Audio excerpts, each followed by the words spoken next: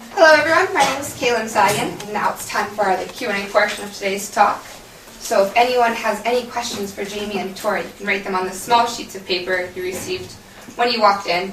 If you don't have paper or a pen, just wave your hand and one of the volunteers will be able to get you paper and a pen, and I'll direct the questions to Jamie and Tori.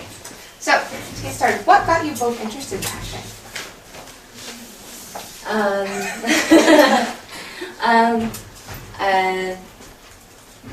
I don't know, it just always, I was always very interested in it, and how you can be expressive. And also I really like political theatre, so political theatre is something I really enjoy.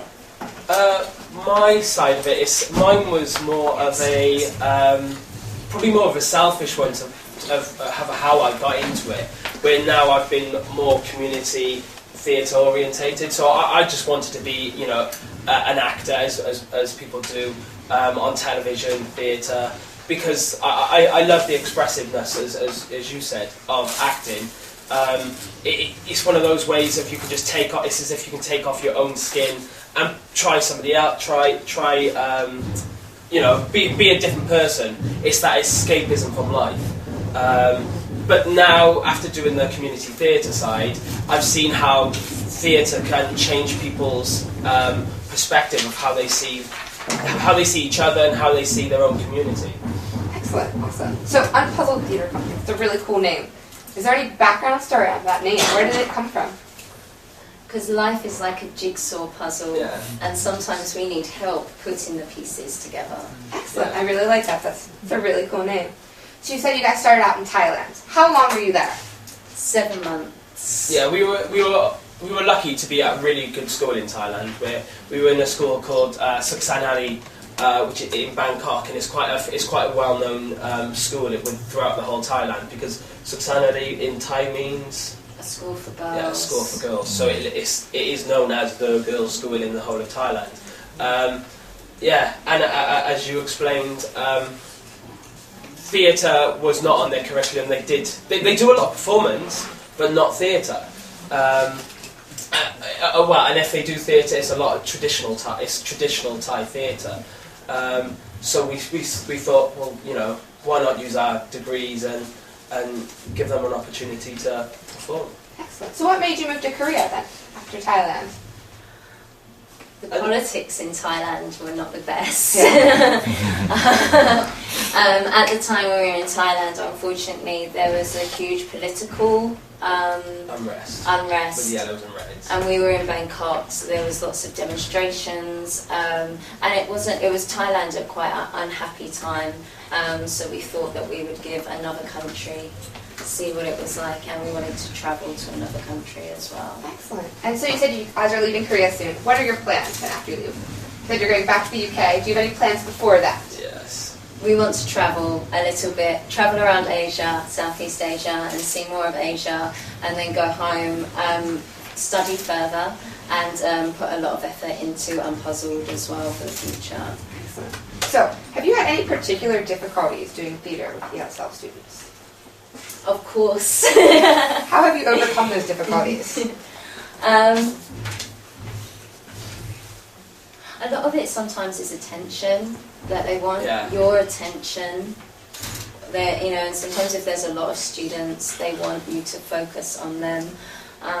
So I suppose sometimes it's just giving students the attention that they crave. Yeah, and trying to find out quickly which ones do need that attention and which ones are able to work freely and work on their own.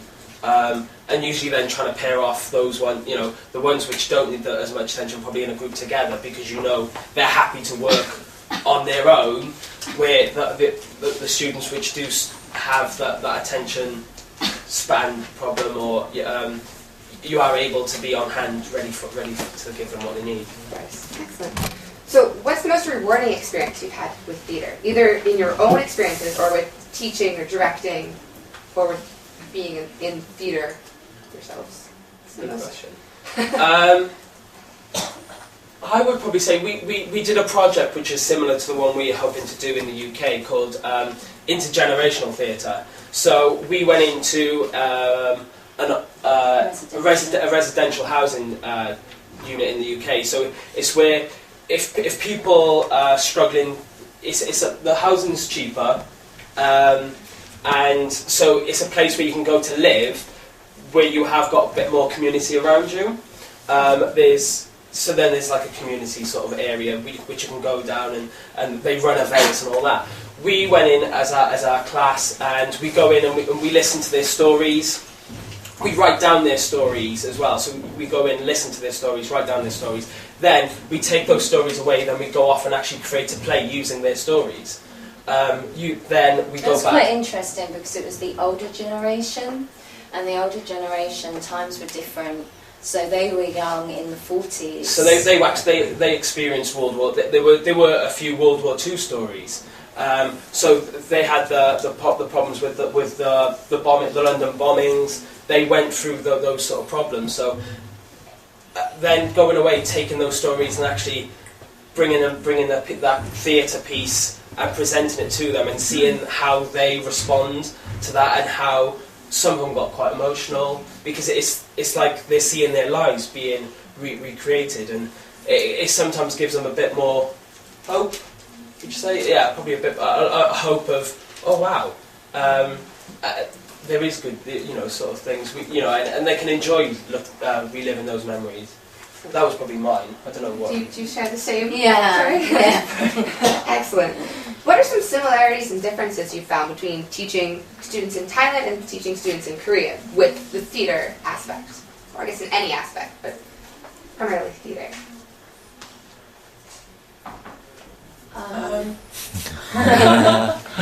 We were in an all-girls school in Thailand, so that it was different, and they were older. The culture is different. Culture is hugely different. Even though the Korean culture is Asian and the Thai culture is Asian, they are completely different in the way they respond to you. Where they're probably a bit more standoffish, if anything. They're a bit like... A bit more reserved. Yeah, a lot more reserved, I would say, in that sense. Yeah. Where Korean children show their love more physically, where Thai students would not dare touch you. It's like, whoa. They'll do everything they can. Like, even when they walk past you in the corridors as a teacher, they do this. Because they do not want to pass your line. There's that respect of... Yeah, they duck. They'll duck past you because they just do not want to invade any space of you or block your view in any way. So there's that aspect. But if they don't like you, they'll never come to your class. Yeah. That's the difference. Once if they don't like you, they never come back. Their face is very strong in that if you have to do something quite bad to upset them, but if you upset them, ties are broken. But I'm never going to speak to you again, and I don't want to even try and rebuild those bonds. Yeah. Awesome. So you guys were talking about a lot of traditional theatre, even like in Thailand they did a lot of traditional theatre, and there's obviously a lot of traditional theatre here in Korea. Yeah. Have you been able to mesh those together in any way in any of your theatre projects, using some of the traditional and blending it in a Western or more English involved sense? Or have you ever... That would be an idea. I mean, like, we have thought about that, like taking a traditional Korean story and then working with students and trying to bring that to life in more of a modern way. We haven't done that yet, but if we were staying longer, that would definitely be a project. We have so much time. Yeah. Right. So you guys were talking about The Truth About Love. You want it to be a continuing project with GPP, something that they can continue to use. I know that it's coming up very soon now, but in the future, will there be opportunities for young children that are to be involved in something like that? I know the GPP are planning on having the summer school. Is that right, Joey? The GPP are having a summer school where they're going to try and get as many children to be involved in those sort of aspects and put on a play. I think it's a play in a week, is it, Joey? Yeah, they're gonna try and do a play in a week. So there's that opportunity for the children to be involved in. Excellent. Awesome. What originally motivated you to teach children theatre? I mean, you said there's not a lot of theatre in the schools. Why is that important, do you think? Because it's very different to sitting in a classroom with textbooks and writing. Theatre is a chance to push the tables and chairs to the side and be expressive and creative and use your imagination.